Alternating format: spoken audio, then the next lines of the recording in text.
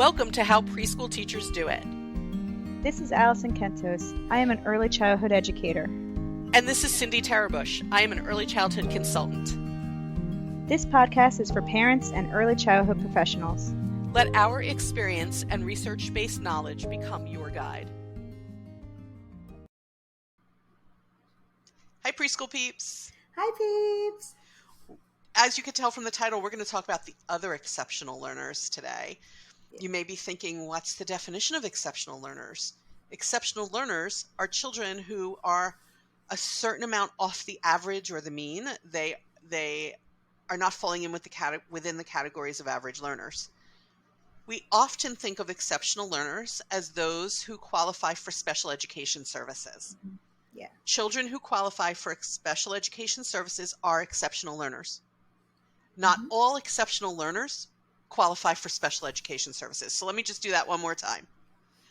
Children who qualify for special education services are exceptional learners. Yes.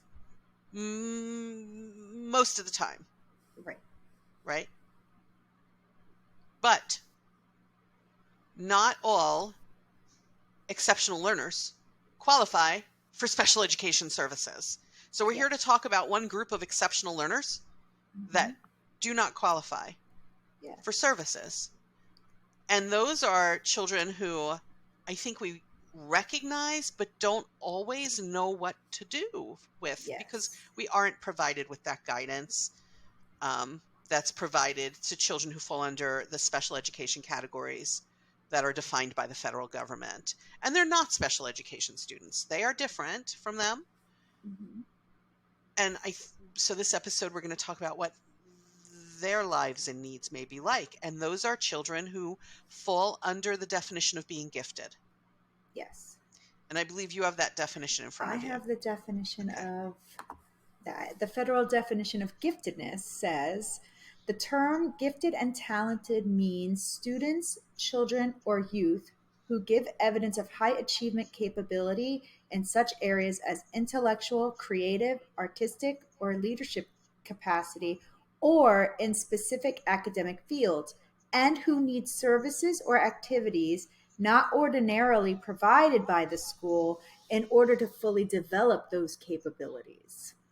Not ordinarily provided by the school. By the school. Which I find really interesting because of the federal laws that say that every child is entitled to a free and appropriate education. And yet, I don't think that there's a universal understanding of what that appropriate education should be for children who are gifted. Children who are gifted. And I think it's easy to be like, okay, well, they're getting along just fine. They're highly intelligent, or they're highly creative, or they're highly artistic, and they're getting by just fine. But it's like, but that's also not fair to them, that they're not getting the individualized education that they need.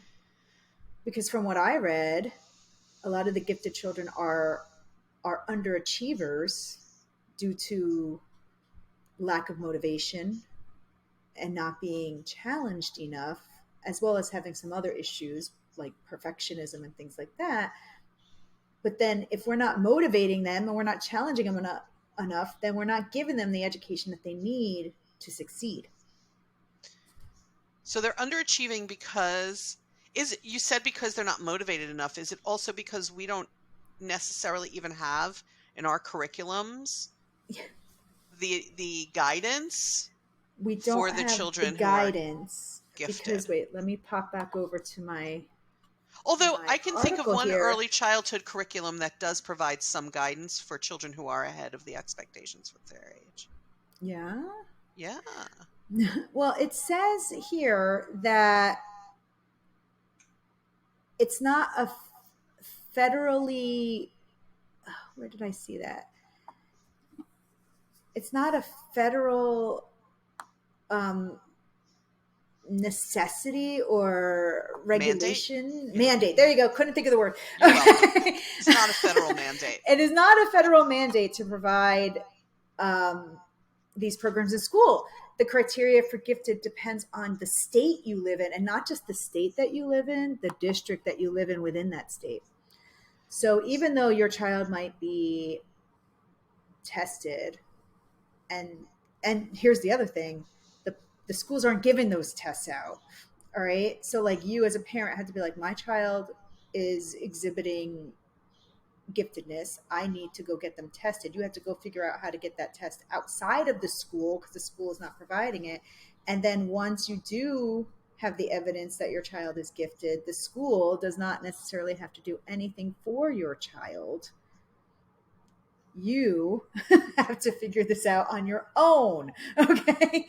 Some schools have gifted and talented programs where children get pulled out for certain things. There's certain schools around here, at least, that have like magnet programs within Yes. them, or they're magnet schools, but they are not everywhere and they are not in every state. So you're really kind of like, what do I do here as a parent? Like, here's my child who needs a more individualized type of education, but there's nowhere here for me to get them that individualized type of education that they need. And we also have teachers saying, well, this is my curriculum. Yeah. This is, and they don't have information about how to work with the children. Many general education teachers also feel that they don't have the information on how to work with children who qualify for special education services. Yes. When children are receiving services, though, there is information that can be tapped into because teachers can try to be in touch with whatever therapists work with the child for strategies. There's information out there. So these children who are gifted might be just sort of floating out there, They're not being challenged enough, not being motivated enough, potentially bored. Yes. Thinking school is boring and I don't want to go, and why would I bother? Yeah. I would imagine that some forms of giftedness would impact the child's ability to socialize with other children of their own age. Yes. Because one of the things I read was like, not only do they need academic support, they need social emotional support. So there must be something to that, what you're saying. Well, yeah, and it makes you different. And what happens when you're a child and you're different? It's socially, that's challenging no matter what reason you are different, whether it's has to do with intellect, the color of your skin, your height, your weight, the things that make you different can present challenges that children need support for. And it really, the fact that we have this designation of here's what is exceptional, and we don't provide something for everybody in some way. And I'm not saying that it should rival special education. Goodness knows there isn't enough of that sort of service for everybody who needs it. Not everybody's identified. That's its own department of needs, right? There's lots of needs there. And we absolutely have to provide that to those children. And I still think, okay, what about these other children? And I'm sure that some of them, I actually can think of some who I've known over the years, super, super, super bright young people who were perceived as challenging behavior, challenging their teachers, mischief, getting into mischief. I can think of people. I know people who this happened to. Okay. Yes, me too. Because you are bored. I mean, if you're beyond what, like, at a different level than where everybody else is, you're going to find things to do that aren't necessarily what you should be doing because you're just bored, right? You are, or maybe bored. It is what they should be doing, but nobody knows how to facilitate what they should be doing. I don't know. Right. I don't know. Yeah. Like I said, I can think of particular people. I worked in a setting where we had early learners, but I also worked with children of all ages, went all the way up through high school. I can think of some of those young people who even in middle school, high school, were severely misunderstood Yeah. by the adults around them. But if you would have just sat and talked to them, you would have discovered they're You would brilliant. have figured it out. Yeah. But they were so misunderstood that everybody marked them as a Well, problem. In some way, they and were a here problem. here we are again with we're labeling everybody. Now this child is labeled as a problem or with behavioral issues that could have been resolved if you had just sat down and talked to them, and figured out why they're different, and maybe provided them with a little bit more challenge in your classroom. All of that, because that label will go with them forever. Okay. It's interesting to me that there's no mandates having to do with those Yes. children. And Yeah. if they are what you're saying, Allison, if they are um, not reaching their full potential, Hmm. well, what could their potential have been Oh my if God, we could you knew what to imagine? do with them Yes. from the time they were really young? I think it speaks to the necessity of Hmm. observing, interacting with, and teaching children in a really individual way. Yeah. We often talk about how, children can't be taught in that cookie cutter factory model like they were in the past. We know that now. Right. Our approaches should be much more individualized so that we can help every student move along in their abilities and understandings. Yes. And if we had that, then you would be able to reach the gifted children because everything would be so individualized. But we don't have that right now. So And what really bothers me about some of this, I think, is that even adults will be uncomfortable with these children. They feel challenged by children who are yeah. exceptional in their intelligence in this way, that they're gifted. They Yeah. may have answers I don't have, know things I don't know, behave in ways I can't relate to. And so it makes the adults very uncomfortable and they get categorized under, oh, this kid is a little different or odd, or Odd. this kid Yeah. is something else, this kid is something else. Yeah. But maybe because of this piece of genius that the child has. And we've seen that piece of genius in some children who have been diagnosed with autism. Yes. There are forms of autism that include um, areas of genius. Yes. But those children, if they have been diagnosed with autism, autism is one of the categories that qualifies for special education services. Hmm. So those children receive help in the areas in which they need support to build skills that are behind. Like, let's say a child with autism may need some skill building in communication and Hmm. socialization. So they qualify for those services, but the area of genius, that doesn't qualify for No. anything. It's No. right. It's It's only like, let's say only. that it's Yeah.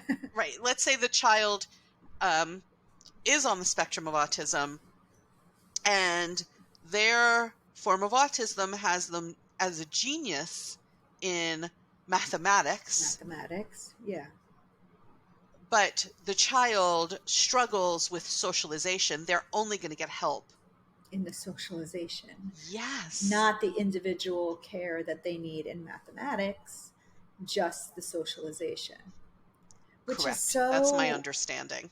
wacky to me, right? Shouldn't the entire thing be individual plans? Like it's like you're on your own here because you got that handled, but Let's they don't say have it handled because they're not getting what they need, let's say a child has been diagnosed with autism and also has fine motor skills that are behind the expectations Yeah. and has an area of genius. Again, the child will receive occupational therapy for fine motor, Hmm. um, other therapies having to do with the socialization, but not But the nothing area of for the genius. academics. So we're Yeah. not even helping that whole So, child. We're not nope. helping that whole And child. isn't that the goal, to help the whole, to teach the whole child, not just little pieces of them and hope that it all fits in? I don't know. You know, like you want the I whole. I also picture right now anybody who's listening to us who has raised a child or been part of the raising of a child or has a family member who would be uh, who would qualify as being gifted but doesn't have any other sort of exceptional needs. I feel like those people right now who are sitting with those children who are gifted and misunderstood and not challenged and struggling with perfectionism because they're gifted, and so there are these expectations on them, and whatever it is they're struggling with, I feel like those families right now are sitting here cheering and going, yeah, why do our systems not automatically check for this, Yeah, adjust for this, individualize for my child for this? right, Why is the entire onus on the family? right.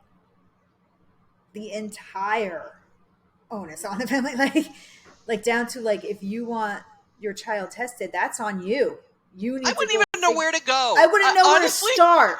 I would have no clue. Clearly, I'm not gifted in this area. Like, I would have no clearly, idea. I'm not.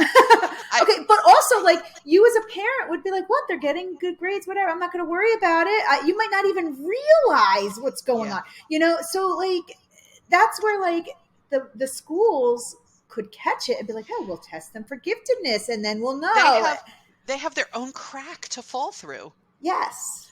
right? Yes.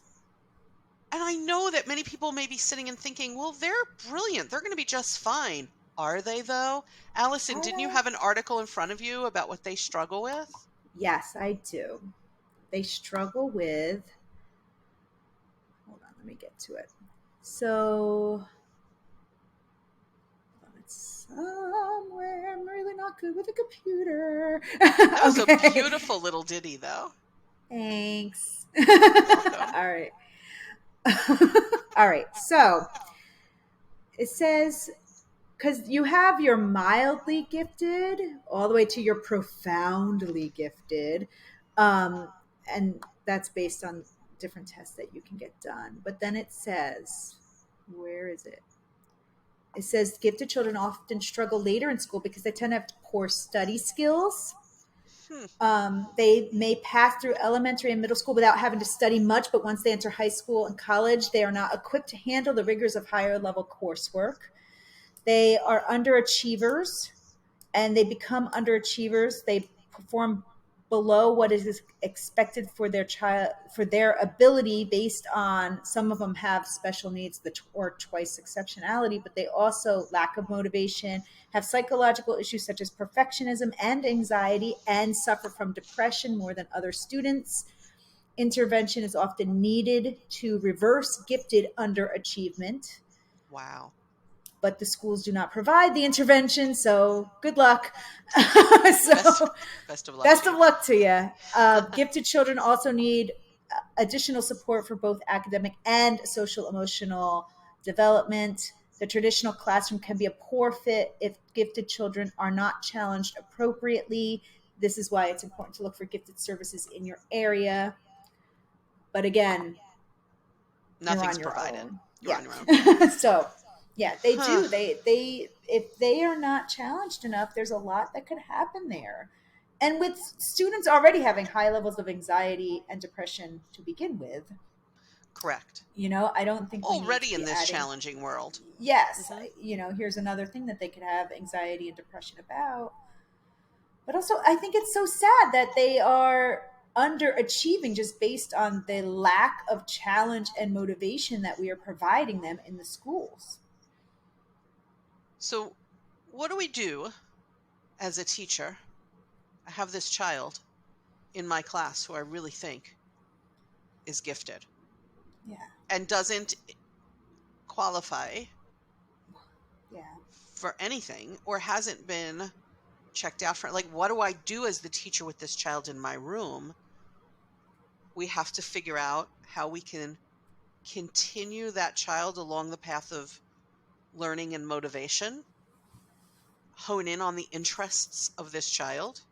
yeah, I think it's not advisable to let's say the child has certain things that they're more brilliant in than others.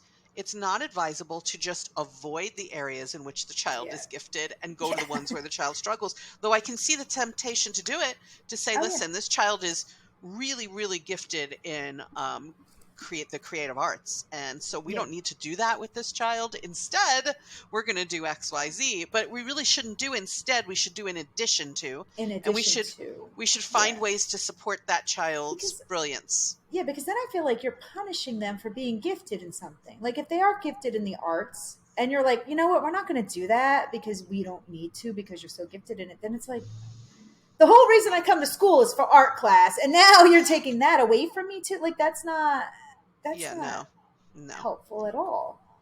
I think we often have in early education, we often have in our back pockets places where we can help families find things like evaluation of children for Yeah. for special education needs. We have in our back pockets maybe behavioral therapists where we can say to families, I really suggest that you seek the expertise of this expert. Maybe they can help.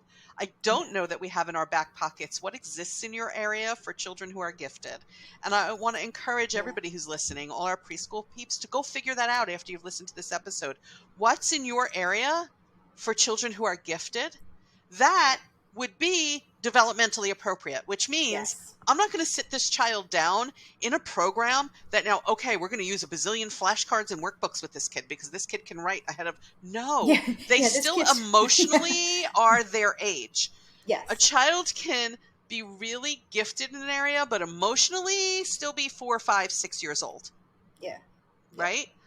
And so we need to remember that even though this child may have conversations with me that are amazing and this child is teaching me things, Yeah.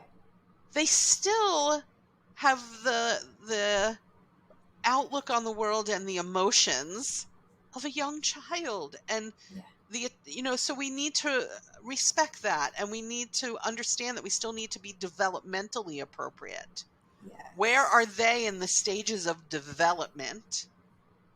And it can be very hard. A child who's really brilliant in so many areas, but is still developmentally, and especially in the social emotional area, a Yeah. 4-year-old, Yeah. right? I know, because sometimes I feel like when you have these gifted children who are 4 or 5 years old, or even at any age, you just automatically assume that they are older, that they can understand so much more because they're gifted, and that's not the case. They understand maybe more in that particular thing that they are gifted in, but they still are the age that they are, so you can't assume like, oh, this person's talking to me like an adult about science, but that doesn't mean they emotionally are at that level. Correct. Okay, so Correct. yeah. So we need to suss out in your area Yeah. what might be developmentally appropriate and how do we approach them. Um, and and there's information out in the world, I'm sure, about how we motivate children who are gifted. And I mentioned earlier that there is a curriculum out in the world that does give advice for children who are ahead of the expectations for their age. That would be the creative curriculum. If you're Mhm. in early childhood and using the creative curriculum, which I know is very popular, Yeah, uh, check your resources and it's check there. your books that come with that Yeah. because there's information in there what to do with children who are ahead of the expectations for their Yeah. age. So use that as a resource. If you're sort of on the fence about what curriculum do we want, check that out because it Yeah. has the advice. And I'm not doing a commercial for them. I'm just saying it's the one I know about. You Yeah. also may want to check out curriculums that encourage children to follow their interests at whatever level they're at. Those would include things like, or approaches anyway, like Reggio Emilia, Reggio.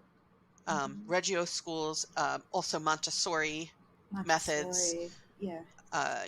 those sorts of things. It really is why project-based learning is valuable as well, because Yeah. children can participate in explorations at their own developmental and Yes. intellectual level.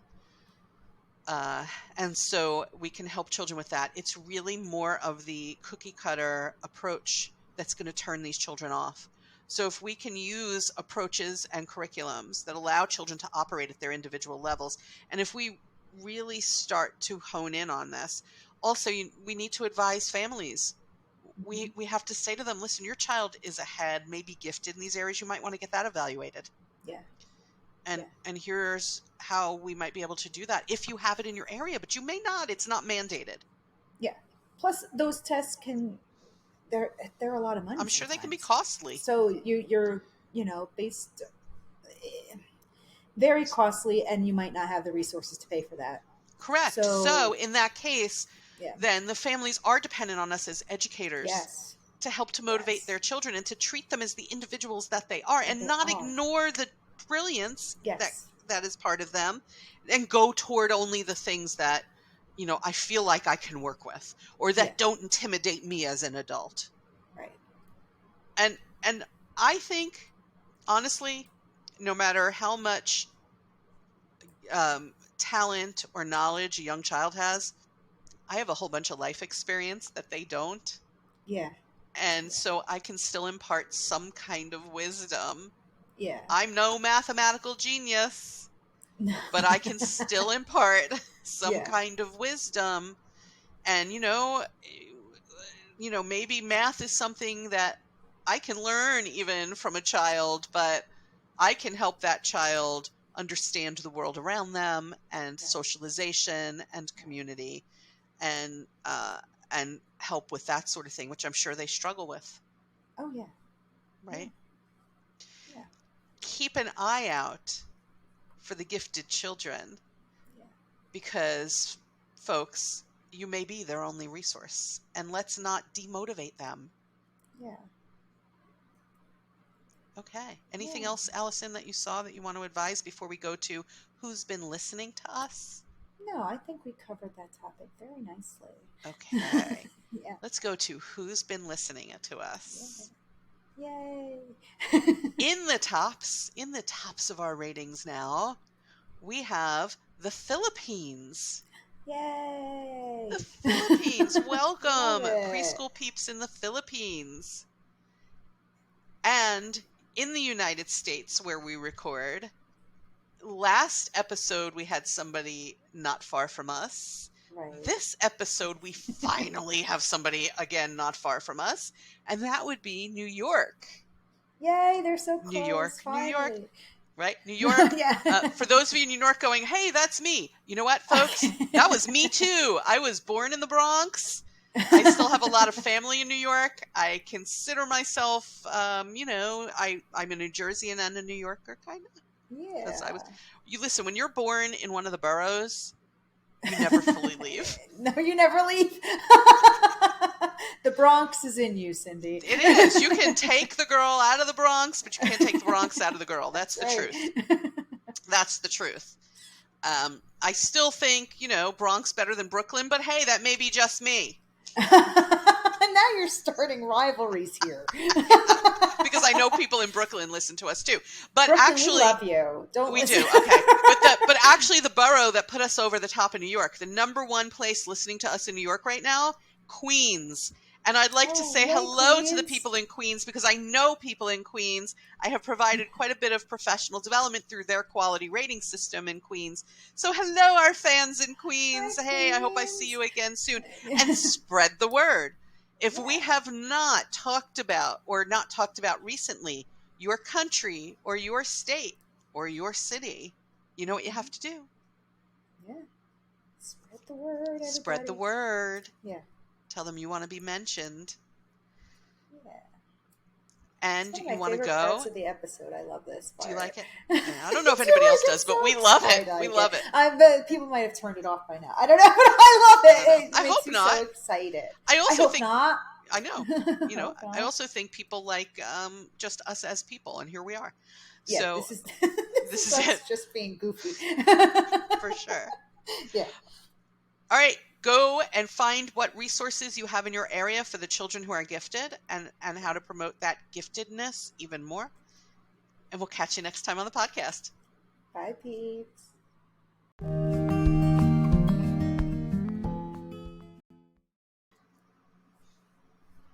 Hey, preschool peeps. Hi, peeps. We have a super exciting announcement, and we're going to clue you in on something that we've been working really, really hard on. We have been doing this podcast for a number of years. Allison, You are the timekeeper. How many years? It's been 4 years. We just had our 4-year anniversary. 4 years. So for 4 years, if you go back to episode 1 and you listen straight through, as I know some of you have, you will realize that in that 4 years, we've done a lot of things to learn and grow. We have learned more about podcasting. We have changed equipment. We have done and used different software pieces. We have done all sorts of things. And we want to continue to learn, improve, and offer more to you. We want to expand this community without changing anything that exists. So the podcast that exists that you listen to for free once a week, the website that exists that you can log into and gain all kinds of information, that's all staying. We wanted to figure out a way to expand that for you and a way that we can add more, because we've got quite the community going here. Yeah. Yes, we You do. all just are not connected to each other. We wanted to connect you to each other. We wanted to be able to offer more. But of course, in order to do that and continue to upgrade, that takes time and money. So we did some research. We were like, how do podcasters do this? And we discovered how. One way that many podcasters do it is through a software called Patreon. Patreon is a platform that creators use not only to support their work, but also to provide benefits to listeners. So we're really excited about it. We have launched a page on Patreon that Alison is going to tell you a little bit about now, and then we will tell you how to get there. All right. So for as little as $5 a month, you can become a patron of How Preschool Teachers Do It podcast. On that Patreon, you will see that we are offering 4 tiers of membership, each with different and increasing benefits, starting with like bonus content that you wouldn't normally see otherwise, to a messaging community, which I am very excited about, to merchandise that you can get, and much, much more. The Patreon kind of links you not only to us, but to your fellow peeps. So you get to kind of network with people who are Depending what also level they're at. on, Right? yeah, depending on what level you're at. So if you want to be a part of that networking, check out the different benefits to each tier and choose the one that best fits you. But like Cindy said, what exists already is there and is staying. It's just, you might, if you want a little bit more and a little bit more networking and a little bit more merchandise or something cool like that, go check out the Patreon. It's like you can give up like 1 or 2 coffees a week and be in there in the network. So it makes our Maybe work even bigger. less, for Or as even little less. as Yeah, I don't even know what a $5. coffee costs now. Yeah. So, For as little as $5 a month, you can be a patron. yeah, yeah. And each tier has different benefits. We started it at $5 a month because we know you're all underpaid. And Yeah.